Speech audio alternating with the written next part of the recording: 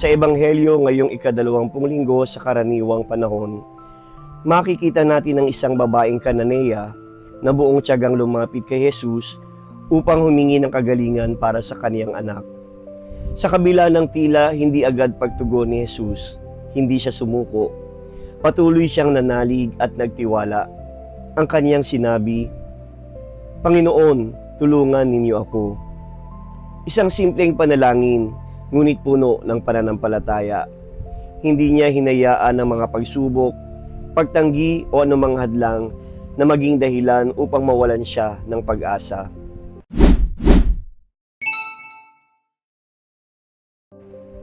Sa ating buhay, may mga pagkakataong tila hindi sinasagot ng Diyos ang ating mga panalangin. Minsan, pakiramdam natin ay tahimik siya at malayo. Ngunit itinuturo sa atin ng babaeng Kananea na ang tunay na pananampalataya ay hindi lamang pagtitiwala kapag madali ang lahat. Ito ay ang patuloy na paglapit sa Diyos kahit hindi natin nauunawaan ang kanyang paraan at panahon. Sa huli, sinabi ni Jesus, "Malaki ang iyong pananampalataya, mangyari sa iyo ang nais mo." Meron ka bang panalangin na matagal mo nang hinihintay ang kasagutan? Kapag tila tahimik ang Diyos, patuloy ka bang nagtitiwala sa Kanya? Ngayong linggo, hilingin natin ang biyaya ng isang pananampalatayang hindi madaling panghinaan ng loob. Pananampalatayang marunong maghintay, magtiyaga at patuloy na kumapit sa Diyos.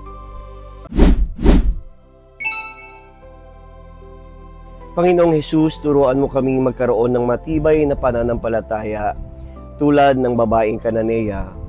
Kapag kami ay nangihina, palakasin mo kami. Kapag tila hindi mo sinasagot ang aming panalangin, tulungan mo kaming maghintay at magtiwala sa iyong banal na kalooban. Huwag mo kaming hayaang mawala ng pag-asa sa gitna ng mga pagsubok. Bigyan mo kami ng pusong patuloy na lumalapit sa iyo, sapagkat alam naming hindi mo kami pababayaan. Panginoon, dagdagan mo ang aming pananampalataya. Amen.